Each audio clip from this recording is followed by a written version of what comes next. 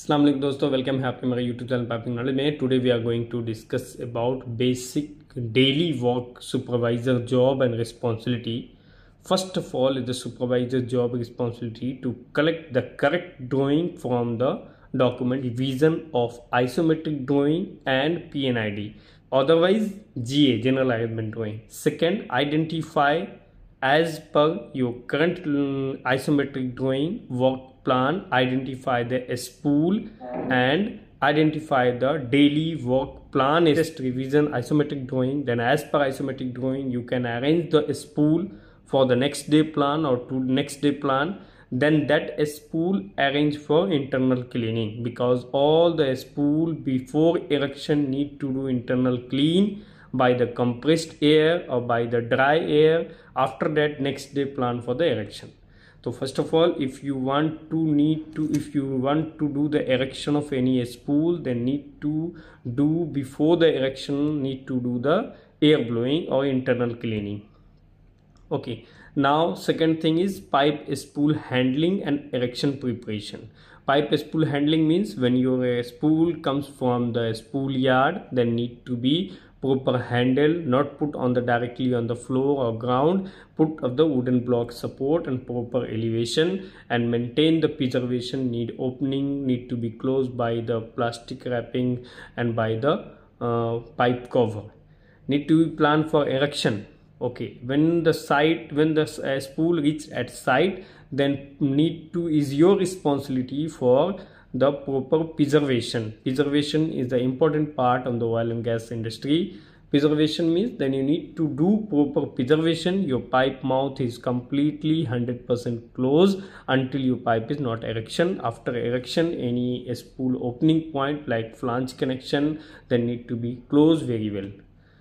Pipe erection sequence, then if you possibility of your small spool, then need to be do at that ground area near the spool erection location. You do fabrication like 1 or 2 or 3 spool need to be connect, because of you have to plan for that spool of the higher elevation or your pipe rack or anywhere. So possibility to minimize the filled joint, so that's because of that joint on the ground level means 2 or 3 spool are connected on the ground level, then possible to install an erection after that spool is connected. Some of the area, some of the space no possible to join 2 spool in one time. So that area only single. You're thinking about ki how to minimize the filled joint. Filled joint means where the position of the joint, that area need to be minimized. Okay, next point is then you have to plan after the spool. Before the spool installation, you check any possibility to support install at ground level, because after erection where the exact elevation or everything then need to be installed on the support. So if anything is possibility like pad installation, like saddle support installation, if possible, then you that support also install at ground level. When the support NDT everything is clear, welding or NDT is clear, then possible to then only do erection. Actually क्या है कि जो हमको may be 16 metre और 10 metre height पे अपने को spool erection करना है, तो वहाँ अगर 10 मीटर का अगर हमारा स्पूल है, उन 10 मीटर में अगर हमारा 2 पैड और सैडल सपोर्ट या शू सपोर्ट आ रहा है, तो अगर हम लेंथ वेरीफाई करके उसको नीचे इंस्टॉल करेंगे, ग्राउंड लेवल पे इंस्टॉल करेंगे, तो वो ईजी होगा और वर्कमैन फोर्स उसमें कम लगेगा. लाइक आपको हाइट पे इंस्टॉल करना है सपोर्ट, तो आपको इसका फोल्डिंग चाहिए, फिर वहाँ का प्रॉपर अरेंजमेंट चाहिए, फिर वहाँ बूथ बनाना होगा, प्लस केबल जो वेल्डिंग केबल्स है, वेल्डिंग मशीन से, ये सब आपको ट्रांसफर करना होगा. तो इन सब से आपको सेव करने के लिए अगर कोई पॉसिबिलिटी है तो सपोर्ट और पैड को भी नीचे वेल्डिंग कर लेंगे. बाद में 2-3 स्पूल को एक साथ कनेक्ट करके फिर ऊपर लिफ्ट करेंगे क्रेन से. अगर आपके पास पॉसिबिलिटी नहीं है, वो एरिया कंजेस्टेड है, तो आप सिंगल स्पूल भी इरेक्शन कर सकते हैं. अगर पॉसिबिलिटी है तो आप 2-3 स्पूल को कनेक्ट करके एक बार ऊपर इरेक्शन करेंगे. तो इससे क्या होगा कि आप जैसे 3 दिन आपने स्पूल सबको स्मॉल स्पूल को आपने ऐड कर लिया, क्योंकि स्पूल जो बनता है वो उसमें फैब्रिकेशन जो होता है स्पूल का, उसमें एक चीज़ और फोकस किया जाता है कि हमारा ट्रांसपोर्टेशन हो जाए. क्योंकि अगर हम ज़्यादा लंबा स्पूल, सपोज कहूँ 6 मीटर एल्बो में इस साइड लेंथ है और 6 मीटर इस साइड, अगर हम एल टाइप का स्पूल बनाएंगे तो अगर हमारा 6 मीटर दोनों साइड है तो वो ऐड होकर के नहीं आएगा. क्यों? क्योंकि अपना रोड पे ट्रांसपोर्टेशन के लिए भी कुछ रूल है, और हमारे टेलर की कैपेसिटी क्या है, टेलर का विड्थ कितना है, तो उसके अकॉर्डिंग स्पूल फैब्रिकेट होकर के आता है। तो क्या है कि साइट पे अगर हमको क्रेन से उठाना है तो हम साइट पे क्रेन के अकॉर्डिंग और साइट पे इरेक्शन की पॉसिबिलिटी के अकॉर्डिंग हम साइट पे स्पूल को ऐड कर सकते हैं। तो इसके लिए आप स्पूल अगर ग्राउंड लेवल पे ऐड करेंगे तो आपको हाइट पे जो वर्क होगा और ग्राउंड पे जो वर्क होगा दोनों में डिफरेंस होता है। ओके, तो अगर ऐसा पॉसिबिलिटी है तो उसमें फिटअप, वेल्डिंग एंड एनडीटी का प्लान करेंगे। फिटअप का मतलब होता है पहले आपको स्पूल अरेंज करना, उसके बाद उसका इंटरनल क्लीनिंग, उसके बाद उसका बेवल बनाते हैं। बेवल बनाने के बाद आप फिटअप करेंगे। फिटअप में गैप, रूट गैप है, बेवल एंगल है और फिर फिटअप का गैप है, वो आपको इंस्पेक्शन कराना है। अगर इंस्पेक्शन कंप्लीट होता है, फिटअप का क्लाइंट अप्रूव करता है, तो आप उसमें फिटअप वेल्डिंग स्टार्ट करेंगे। वेल्डिंग कंप्लीट होने के लिए पहले उसमें रूट पास होगा, फिर उसके बाद उसमें हॉट पास वेल्डिंग करते हैं, फिर उसके बाद फिलअप एंड फाइनल करते हैं। तो 4 राउंड में वेल्डिंग होता है। First of all root pass, फिर उसके बाद hot pass, then fill up and final welding. और फिलअप 2-3 राउंड होगा अंटिल कि वो कवर नहीं हो जाए। उसके बाद फाइनल राउंड वेल्डिंग करते हैं। देन उसके बाद उसका विजुअल होता है, फिर एनडीटी होता है। एनडीटी में या तो आप उसको डिपेंड करता है कि लाइन में एनडीटी का परसेंटेज क्या है। एनडीटी परसेंटेज अगर 10% मीन्स 10 ज्वाइंट में 1 ज्वाइंट का आपका रेडियोग्राफी टेस्टिंग होगा या अल्ट्रासोनिक टेस्टिंग होगा, वो एज पर आइसोमेट्रिक उसमें डिटेल दिया रहता है। तो बेसिकली आपने समझा कि पहले फिटअप का अरेंजमेंट करना, फिर वेल्डिंग का अरेंजमेंट करना, फिर आप क्यूसी को इन्वॉल्व करके उसका एनडीटी या डीपीटी होता है, फिर मैग्नेटिक टेस्ट, जो भी एनडीटी का प्रोसेस है एज पर ड्राइंग, वो आपको एनडीटी का प्रोसेस करना है। सपोर्ट इंस्टॉलेशन एंड अलाइनमेंट, जब आप पाइप को इरेक्शन कर देंगे तब आपको सपोर्ट इंस्टॉलेशन करना है। इरेक्शन के टाइम पे आपको टेम्पोरी सपोर्ट अरेंज करना है। Minimise the temporary support is your responsibility, supervisor की रिस्पॉन्सिबिलिटी है मिनिमाइज करना टेम्पोरी सपोर्ट को। और जब आप स्पूल इरेक्शन करेंगे तो नेक्स्ट डे या सेम डे में आप फिटअप का भी प्लान कर दें, ताकि वो जो आपने टेम्पोरी सपोर्ट लगाया है उसको रिमूव करके आप परमानेंट सपोर्ट जो लाइन में आ रहा है वो परमानेंट सपोर्ट इंस्टॉल करेंगे। अभी जब आप फिटअप करने के टाइम पे, जब आप इरेक्शन जो हायर एलिवेशन पे जब आप फिटअप करते हैं, तो आपको फिटअप के टाइम पे ये भी ध्यान रखना है कि आपका जो लाइन है वो स्ट्रेस में तो नहीं है। आपने कहीं से चेन ब्लॉक लगा के किसी तरह से गैप मेंटेन करने के लिए, फिटअप का जो रूट गैप होता है वो मेंटेन करने के लिए आपने चेन ब्लॉक लगा के गैप तो मेंटेन नहीं किया है। आपको ये स्ट्रेस फ्री फिटअप करना है। मतलब अगर आप उसमें कोई भी सपोर्ट नहीं देते हैं, चेन ब्लॉक से पुलिंग नहीं करते, तो भी आपके रूट का गैप मेंटेन होना चाहिए। ओके, आपने स्पूल इरेक्शन कर दिया। आप एक लाइन जो मान लिया सपोज कीजिए आप 10 इंच का लाइन कर रहे हैं, उस 10 इंच के लाइन में 20 स्पूल है। 20 स्पूल में आपने 10 स्पूल को नीचे ऐड कर दिया, तो बचा साइड पे 20 ज्वाइंट था। 20 ज्वाइंट में 10 ज्वाइंट आपने फ्लोर लेवल पे कर दिया, तो अब हायर लेवल पे 10 ज्वाइंट बचा है। तो आपने वो 10 दिनों में या 5 दिनों में वो 10 ज्वाइंट आपने कंप्लीट कर दिया। जब वो लाइन कंप्लीट हो जाएगी तो सपोर्ट इंस्टॉलेशन करना है। उसमें से जो ब्रांच निकल रहा है वो ऊपर में हो या नीचे में हो, अगर वेंट वाली लाइन होगी, एयर वाली लाइन होगी या न्यूमेटिक वाली लाइन होगी तो ऊपर में होगा। और डिपेंड करता है कि ब्रांच का कनेक्शन कहाँ है। अगर नीचे में भी डाउन साइड में ब्रांच का कनेक्शन है तो जो भी आपका उसमें ब्रांच फिटिंग्स आता है, विंडोलेट, ओलेट, सॉकेलेट, ऐसे करके ब्रांच फिटिंग भी रहता है, तो आप उसमें प्रॉपर होल करके उसका ओरिएंटेशन एज पर ड्राइंग करके उसको होल करेंगे और उसका ब्रांच फिटिंग के साथ अपना वो ब्रांच वाला जो स्पूल होगा वो भी आप ऐड कर देंगे। बिग बो से स्मॉल बो मोस्टली निकला रहता है, ड्रेन लाइन हो गया या वेंट लाइन हो गया, तो ये आपका ब्रांच कनेक्शन हो गया। तो जब ये आपका स्पूल कंप्लीट हो जाएगा, अभी एक रैक में सपोज कीजिए कि 7-8 लाइन होता है, कोई 10 इंच है, कोई 12 इंच है, कोई 6 इंच है, कोई 2 इंच है, कोई 4 इंच है। तो सपोज कीजिए कि आपका 10 इंच का लाइन कंप्लीट हो गया, जो भी उस आइसोमेट्रिक के अकॉर्डिंग एक एरिया से स्टार्ट हुआ था। सपोज कीजिए हमारा पाइप रैक 1 से स्टार्ट होकर पाइप रैक 1 के एंड में वो खत्म हो गया, तो क्या होगा कि आपको नेक्स्ट में क्या है कि आपको एक टेस्ट पैक मिलेगा। अब उस टेस्ट पैक के अगेंस्ट में आपको काम करना है। सपोज कीजिए कि हमारे बहुत सारे टेस्ट पैक हैं, 100 टेस्ट पैक हैं, तो आप जिस लाइन में काम कर रहे हैं उस लाइन का आप टेस्ट पैक कलेक्ट करेंगे अपने इंजीनियर से। टेस्ट पैक प्रिपरेशन वो एक डिपार्टमेंट है, वो एक प्री कमीशनिंग का बंदा वो आपको टेस्ट पैक बनाएगा। उसमें PNID रहता है, मार्किंग PNID मतलब मार्क किया हुआ रहता है कि कहाँ से कहाँ तक आपका लिमिट है, उसमें लिमिट मार्किंग रहता है। तो अब क्या है कि जब आपके पास वो टेस्ट पैक आएगा तो आपका फर्स्ट फोकस ये होगा कि टेस्ट पैक की मार्किंग के अकॉर्डिंग हमारा लाइन का लिमिट क्या है, टेस्ट पैक के मार्किंग के अकॉर्डिंग हमारा लिमिट क्या है। तो जब हमको ये आइडेंटिफाई हो जाएगा PNID में भी और आइसोमेट्रिक में भी। PNID क्या है, आइसोमेट्रिक क्या एक मतलब स्मॉल साइज। अगर आइसोमेट्रिक 1 पेज में है तो PNID, आइसोमेट्रिक अगर 10 पेज में है तो PNID आपको 1 पेज में मिलेगा।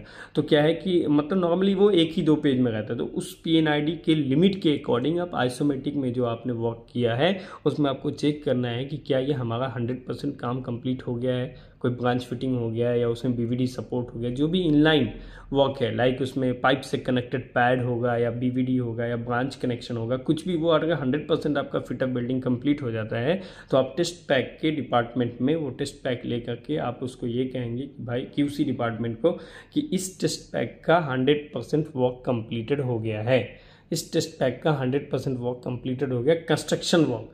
तो उससे क्या होगा कि टेस्ट पैक के अकॉर्डिंग जो भी नंबर ऑफ ज्वाइंट उसमें होगा या बीवीडी या सपोर्ट या जो भी कुछ होगा उसमें, तो वो फिर वो क्यूसी टीम उसका प्रिपरेशन करेगा। कैसे प्रिपरेशन करेगा कि जो भी हमारा नंबर ऑफ ज्वाइंट्स कितना है, फील्ड ज्वाइंट, सॉकेट ज्वाइंट, जो भी है सॉफ्ट ज्वाइंट, सारे ज्वाइंट्स को वो एक जगह कलेक्ट करके उसका एक लाइन हिस्ट्री सीट LHS बनाते हैं, लाइन हिस्ट्री सीट, जो टेस्ट पैक के डॉक्यूमेंटेशन का पार्ट है वो LHS बनाते हैं। LHS अगर कंप्लीट होगा उसका तो जो NDT का प्रोसेस है, जितना NDT का प्रोसेस कंप्लीट होने के बाद नॉन डिस्ट्रक्टिव टेस्टिंग, मतलब उस लाइन में जो भी ज्वाइंट्स है उसका टेस्टिंग होने के बाद उस टेस्ट पैक को अपना QC, जो हमारी कंपनी का QC होगा, वो एक बार लाइन वॉक करेगा, मतलब एक बार चेक करेगा एज पर लेटेस्ट रिवीजन के ड्राइंग के अकॉर्डिंग कि हमने जो लाइन को कंस्ट्रक्शन किया है क्या वो सही है। अगर उसको लगता है कि वो लाइन सही है तो वो नेक्स्ट डे लाइन को ऑफर करेगा, so this line is ready for walk down.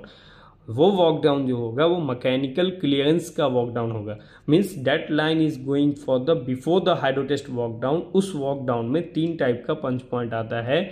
Coordinate with QC inspection, आपको QC इंस्पेक्शन के साथ कोऑर्डिनेट करना है। आप हमारे सुपरवाइजर हैं तो कंडक्ट द मैकेनिकल क्लियरेंस, जब वो मैकेनिकल क्लियरेंस के साथ आता है लाइन के साथ तो आपको भी उसके साथ इन्वॉल्व होना है। कोई भी पंच पॉइंट हो उसमें 3 टाइप का पंच पॉइंट होगा। एड्रेस टू रिजॉल्व, मतलब आपको आइडिया होगा कि कौन सा पंच पॉइंट है तभी तो आप रिजॉल्व करेंगे। तो पंच A must close before the hydrotest, मतलब वो पंच A जो होगा वो बिफोर द हाइड्रोटेस्ट क्लोज करना है। Punch B must close before the final commissioning, final commissioning से पहले। और punch C minor issues should resolve as required, मतलब पंच C भी आपको क्लोज करना है कमीशनिंग के टाइम पे। प्री कमीशनिंग जब खत्म होगा तो आपको पंच B भी क्लोज करना है रीस्टेटमेंट के टाइम पे। अगर क्लाइंट ने कोई भी एक कैटेगरी पंच पॉइंट नहीं दिया, आपने लाइन 100% ओके किया था तो कोई भी पंच नहीं है। अगर पंच नहीं है तो वो लाइन हाइड्रो टेस्ट के लिए आप उसको प्रिपरेशन कर सकते हैं। पंच A जो है वो नॉर्मली हॉट वर्क का पंच पॉइंट रहता है। हॉट वर्क मतलब कि आपके जो वेल्डिंग से रिलेटेड पंच पॉइंट होगी, जो मदर पाइप में या हेडर लाइन में जो कनेक्टेड होगा, लाइक आपका पैड हो गया, पैड वेल्डिंग है या एंकर सपोर्ट है, वो एक कैटेगरी पंच पॉइंट में आता है। जो भी वेल्डिंग से रिलेटेड है और जो भी हॉट वर्क से रिलेटेड है, सपोज कीजिए आपके हेडर लाइन में एक पैड सपोर्ट आ रहा है, पैड के नीचे एंकर सपोर्ट आ रहा है, तो वो सब एक कैटेगरी पंच पॉइंट में आएगा। B कैटेगरी पंच पॉइंट क्या है कि जैसे आप लाइन की आइडेंटिफिकेशन मार्किंग करते हैं, लाइन का पेंटिंग करते हैं। आइडेंटिफिकेशन मार्किंग को हम लोग स्ट्रेंजिंग बोलते हैं। स्ट्रेंजिंग का मतलब लाइन के ऊपर लिखा होगा कि इसका फ्लो डायरेक्शन क्या है और उसमें लाइन का आइडेंटिफिकेशन लिखा रहेगा, तो वो स्ट्रेंजिंग जो है वो B कैटेगरी पंच पॉइंट में है। टचअप पेंटिंग, ये ज्वाइंट पेंटिंग, ये सब B कैटेगरी पंच पॉइंट में है। ये B कैटेगरी का पंच पॉइंट कब क्लोज करना है, जब आप हाइड्रो टेस्ट कंप्लीट कर लेते हैं और लाइन का इंटरनल क्लीनिंग कंप्लीट करके, फ्लशिंग कंप्लीट करके, जब आप उसको रीस्टेटमेंट का वॉक डाउन करेंगे फाइनल रीस्टेटमेंट में, तो आपको ये B कैटेगरी पंच पॉइंट भी क्लोज करना होगा। B कैटेगरी पंच पॉइंट में क्या है, ज्वाइंट पेंटिंग, टचअप पेंटिंग, जो आप इरेक्शन के टाइम पे, कंस्ट्रक्शन के टाइम पे आपने जो भी टचअप किया होगा, जो डैमेज किया होगा उसका पेंटिंग होगा।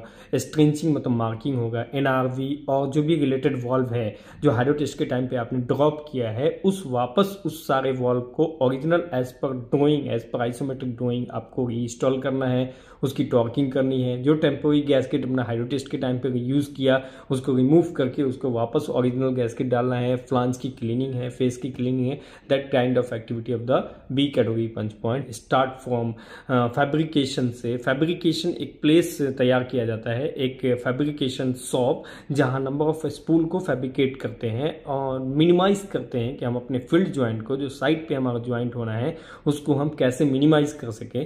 तो मैक्सिमम पॉसिबिलिटी जो है वो फैब्रिकेशन शॉप में वेल्डिंग करते हैं। फैब्रिकेशन शॉप में जब आप स्पूल को वेल्डिंग करेंगे, फिर वो स्पूल का पेंटिंग, स्पूल की NDT, स्पूल का RT, फिर स्पूल की फाइनल पेंटिंग और ब्लास्टिंग, ये सब वहाँ कंप्लीट करने के बाद वो सारे स्पूल को आप साइट पे डिलीवर करेंगे।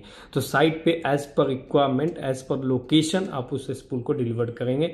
साइट पे जब आप डिलीवर करते हैं तो आप उसके रिस्पॉन्सिबल हैं, मतलब सुपरवाइजर जो है ऑयल एंड गैस का या इंजीनियर जो है वो प्रिजर्वेशन का कंट्रोल करेगा। प्रिजर्वेशन कंट्रोल मतलब वो स्पूल डायरेक्ट ग्राउंड एलिवेशन से टच नहीं होना चाहिए या फिर फ्लोर से टच नहीं होना चाहिए, क्योंकि उसके पाइप का पेंटिंग डैमेज हो जाएगा। ग्राउंड से टच होगा तो उसमें कोरोजन हो जाएगा।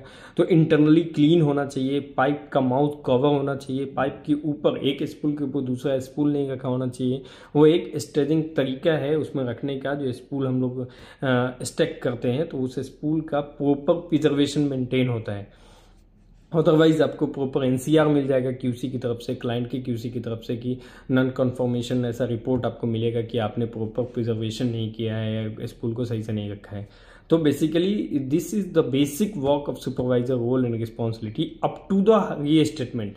मतलब री स्टेटमेंट पे अभी क्या है कि अगर नंबर ऑफ जॉब आपके पास बहुत ज़्यादा है तो फैब्रिकेशन का अलग supervisor, that have a erection team has a different supervisor, have a support installation team have a different supervisor, hydrotest team have a different supervisor, air blowing team have a different supervisor, restatement, painting, blasting have a different supervisor. But number of job जो है वो आपको idea होना चाहिए कि as a supervisor क्या क्या job हो सकता है। सपोज कीजिए कि आपके पास अगर पेंटिंग का सुपरवाइजर नहीं है तो that time if you have a painter then you have to coordinate with painter. आपके पास इंटरनल क्लीनिंग का प्रॉपर सुपरवाइजर नहीं है तो आपको ये इंटरनल क्लीनिंग के लिए कंप्रेसर कितने पावर का चाहिए, हॉस पाइप कौन सा होना चाहिए, basic detail for the quality, basic detail for the construction supervisor. Because when you start the job ना that time have a limited time to finish this activity और finish this project. तो that time you can not avoid कि हाँ I don't know about air blowing, I don't know about hydrotest. Means you have to knowledge about all those thing because you are a supervisor. Okay, thank you for watching my video. If you like, then share and subscribe. Stay safe, stay